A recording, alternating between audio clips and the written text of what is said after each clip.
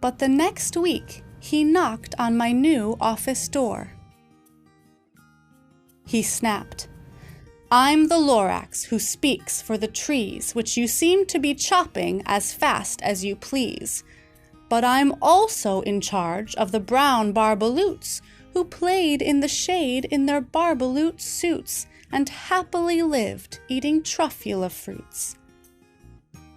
Now, thanks to your hacking my trees to the ground, there's not enough truffula fruit to go round, and my poor barbaloots are all getting the crummies because they have gas and no food in their tummies. They loved living here, but I can't let them stay. They'll have to find food, and I hope that they may. Good luck, boys," he cried, and he sent them away. I, the Onceler, felt sad as I watched them all go. But business is business, and business must grow, regardless of crummies in tummies, you know. I meant no harm. I most truly did not. But I had to grow bigger, so bigger I got. I biggered my factory. I biggered my roads. I biggered my wagons. I biggered the loads of the thneeds I shipped out. I was shipping them forth to the south, to the east, to the west, to the north. I went right on biggering, selling more thneeds, and I biggered my money, which everyone needs. Then again he came back. I was fixing some pipes when that old nuisance Lorax came back with more gripes. "I am the Lorax," he coughed and he whiffed. He sneezed and he snuffled. He snargled, he sniffed. "Onceler," he cried with a cruffulous croak. "Onceler, you're making such smogulous smoke." My poor swami swans, why they can't sing a note. No one can sing who has smog in his throat. "And so," said the Lorax, "please pardon my cough. They cannot live here, so I'm sending them off." Where will they go? I don't hopefully know.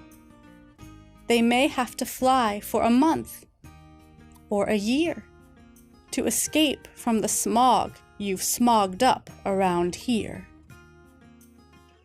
"What's more," snapped the Lorax, his dander was up, "let me say a few words about gluppity-glup.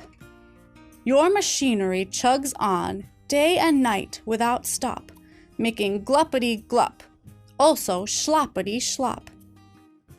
And what do you do with this leftover goo? I'll show you, you dirty old Onceler man, you. You're glumping the pond where the humming fish hummed. No more can they hum, for their gills are all gummed. So I'm sending them off. Oh, their future is dreary.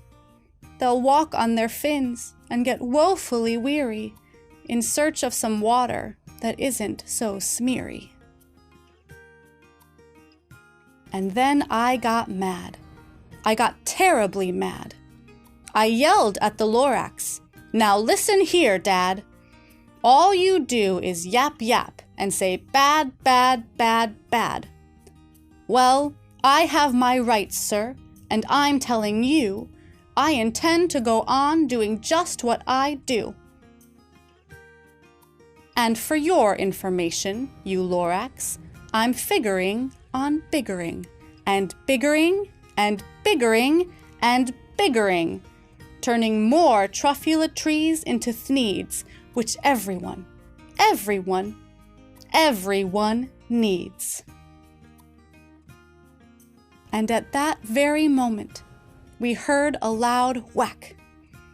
From outside in the fields came a sickening smack of an axe on a tree.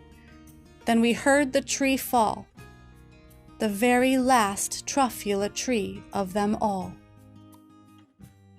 No more trees, no more thneeds, no more work to be done. So, in no time, my uncles and aunts, every one, all waved me goodbye. They jumped into my cars and drove away under the smoke-smuggered stars. Now all that was left 'neath the bad-smelling sky was my big, empty factory, the Lorax, and I. The Lorax said nothing, just gave me a glance, just gave me a very sad, sad backward glance, as he lifted himself by the seat of his pants. And I'll never forget the grim look on his face when he heisted himself and took leave of this place through a hole in the smog without leaving a trace. And all that the Lorax left here in this mess was a small pile of rocks with the one word, unless. Whatever that meant, well, I just couldn't guess.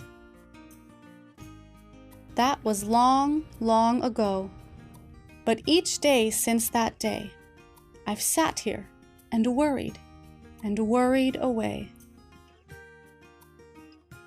Through the years, while my buildings have fallen apart, I've worried about it with all of my heart.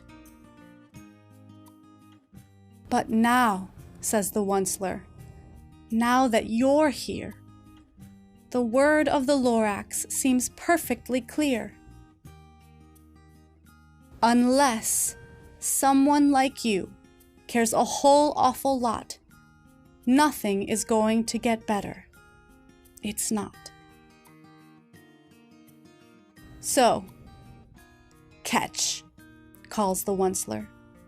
He lets something fall. It's a truffula seed. It's the last one of all. You're in charge of the last of the truffula seeds, and truffula trees are what everyone needs.